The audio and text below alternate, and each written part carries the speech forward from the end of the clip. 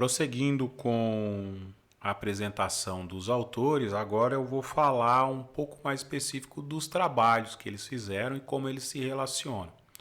Começando com o trabalho de coautoria do Donald Hembrick com Danny Miller e o Anderson, no caso o Wendell Anderson. Nesse trabalho eles analisam o impacto do CEO no desempenho da empresa. Segundo eles, os estudos relacionados ao impacto dos CEOs não considera o ambiente de forma dinâmica. E aí o que eles fizeram foi o seguinte, eles fizeram, com base em uma amostra, levantaram duas hipóteses. A primeira hipótese diz respeito ao ambiente previsível e a segunda hipótese em relação ao ambiente dinâmico. E com base na amostra que era relacionada aos CEOs de duas indústrias, a indústria de alimento e a indústria de tecnologia, eles conseguiram observar que em ambientes mais previsíveis, as empresas, conforme os CEOs eles vão ficando no cargo, as empresas, o desempenho delas tendem a cair. E isso por causa da questão que os CEOs eles acabam perdendo um pouco do contato com o ambiente externo. Só que em ambientes dinâmicos, essa queda de desempenho ela acontece rapidamente. Então eles acabam nesse artigo falando de algumas medidas que são necessárias para que isso não ocorra, como por exemplo, eles observaram que o desempenho das empresas aumentou nos primeiros 8 a 10 anos. Depois disso, começa a cair. Então fica a dica aí para quem é CEO, tá? Que o mandato de vocês, na teoria, dependendo da indústria que vocês trabalham, não deve passar de 10 anos. Caso contrário, vocês vão acabar ficando obsoletos, tá? Mas aqui o objetivo era apenas pontuar como esses autores eles estão trabalhando juntos. Aqui de um lado nós temos o Hembrick, que é um especialista nessa parte de CEOs e como eles afetam a empresa.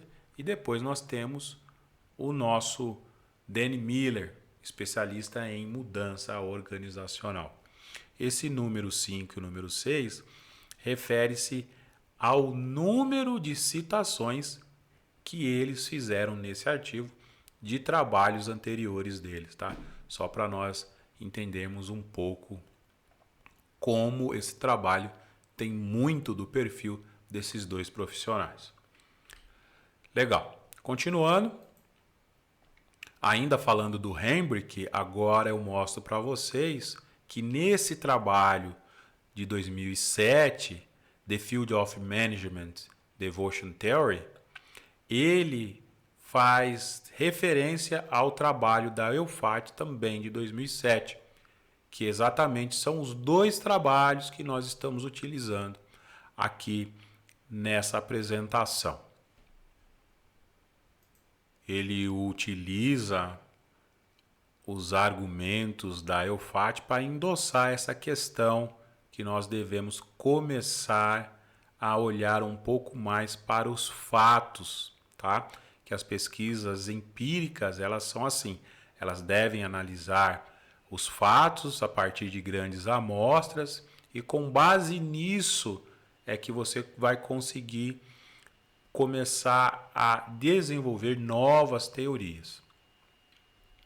Depois, nós temos o trabalho do Jonathan Dow, que também faz esse link com o Hembrick, só que agora é o contrário. Antes nós tínhamos o Hembrick, que fazia referência à constância. Agora nós temos o Jonathan Dow, que faz referência ao trabalho do Hembrick. De novo, nós vemos aqui The Field of Management Devotion Theory, ok? Segundo o Jonathan Dow, né, que é o que ele observou no trabalho do Hembrick, focar fortemente na teoria faz com que a gente acaba perdendo relatos preciosos nos fenômenos de interesse. E aí ele discorre da importância de começarmos a olhar um pouco mais para pesquisas baseadas em fenômenos reais e a partir daí construir as teorias.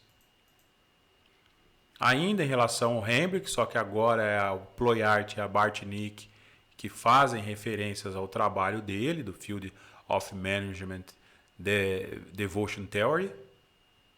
Aqui já é uma crítica em relação aos periódicos, né, que, segundo o Ployart e a Bartnik, se nós estamos olhando apenas para o fator de impacto, então o que nós estamos desenvolvendo na área de gestão estratégica está indo muito bem, obrigado. Mas se o objetivo é desenvolver trabalhos que depois possam ser utilizados de forma prática, então nós temos que rever alguns conceitos, porque o sucesso aí já não é tão certo. E essa luta pela teoria acaba implicando cada vez mais em estudos que acabam não sendo possíveis serem acionados. E ainda em relação ao Ployart, só que agora referências em relação ao trabalho de 2015 do Jonathan Doe, onde ele fala dessa questão da pesquisa baseada em relação a fenômenos, tá? Então eu peguei um trecho do que o Ployart e a Bartnik discorrem e eles comentam exatamente isso, que é importante nós enfatizarmos nessa questão contemporânea a pesquisa baseada em fenômenos, tá? Ela é um tipo de pesquisa muito rica e interessante que, trabalhando com esse tipo de pesquisa baseada em fenômenos, nós iremos descobrir, né, nós vamos garimpar teorias novas, tá? Realmente inovar e não simplesmente ficar replicando teorias e tendo ganhos incrementais. E aqui eu faço só uma breve análise para ver o quão alinhado estão as pesquisas no que diz respeito às citações que elas têm em comum. Aqui eu identifiquei no trabalho do Ployart e da Bartnik e o trabalho de Hambrick como referências em comum, o What Theory is Not.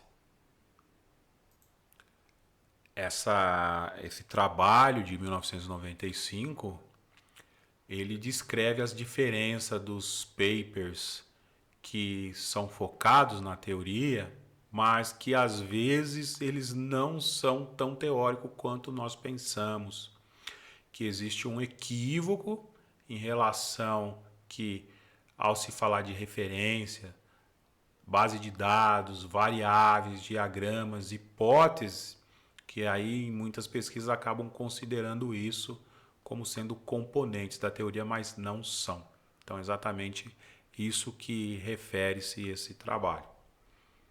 Depois, nós temos o Ployart com o Jonathan Doe. São 3 trabalhos aqui nas referências que acabam sendo encontrados em ambos os artigos, tá? Como eu já falei, o Field of Management é o que nós vamos utilizar aqui como referência, nós já estamos utilizando, inclusive, ok? Mas tem esses outros 2 aqui que são interessantes. Esse aqui fala-se exatamente do fenômeno que eu acabei de explicar, pesquisa baseada em fenômenos, tá? E o último, ou melhor, o segundo, sobre as implicações que esse tipo de pesquisa pode trazer, como eu acabei de citar, essa questão de você ficar focado tanto na teoria que você acaba tendo apenas ganhos incrementais e realmente você acaba não inovando, porque você não fica atento aos detalhes que o fenômeno pode estar mostrando e você simplesmente está tão focado na teoria que você acaba passando despercebido. E, em resumo, com base nessa análise preliminar sobre os autores desses trabalhos, eu desenhei esse diagrama. Lógico que não é um diagrama que tem como objetivo excluir, considerar todas as possibilidades, mas simplesmente para podermos entender um pouco, considerando o contexto histórico, os trabalhos, as relações desses autores, como é que eles estão se conversando. Aqui nós vemos que no centro está o Donald Hembrick, e o principal trabalho aqui em questão é o The Field of Management Devotion Theory, que é exatamente essa questão que nós estamos levantando, que eu vou começar a falar a seguir com um pouco mais de detalhe, da devoção da academia da área de estratégia pela teoria, tá? E aí nós temos esses outros dois trabalhos que citam exatamente essa questão levantada pelo Hembrick, da devoção, que temos que ser um pouco mais práticos, tá? E aqui algo interessante, que é o Donald Hembrick fazendo referências para a constância. Apesar de eu só ter falado de um artigo, eu fiz uma análise um pouco mais pontual em relação a eles, e eu descobri que ao longo da trajetória profissional do Hembrick, ele tem mais de 10 trabalhos citando os trabalhos da constância. Então veja como ela é relevante para essa área, tá bom? E aqui, como eu mencionei para vocês, aquele trabalho sobre mudanças organizacionais, tendo como base o impacto do ciclo de vida dos CEOs nas organizações, tá bom? E aqui nós temos esses outros pontos aqui, que são esses outros trabalhos que acabam sendo as ramificações que eles também acabam utilizando e acabam fazendo com que os trabalhos desses autores fiquem cada vez mais próximos. E assim nós finalizamos essa parte sobre os autores.